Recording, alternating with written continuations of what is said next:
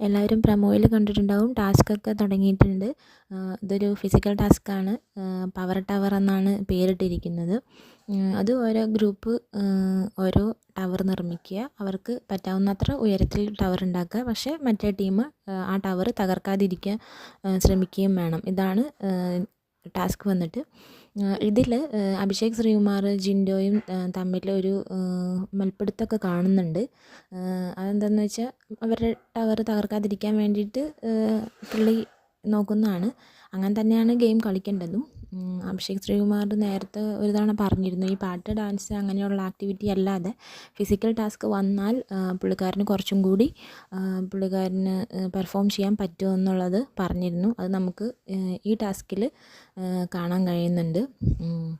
അതുപോലെ തന്നെ എല്ലാ ടീമും നന്നായി കളിക്കാൻ തന്നെ നോക്കുന്നുണ്ട്. ഇനി നമുക്ക് കാത്തിരുന്ന് കാണാം.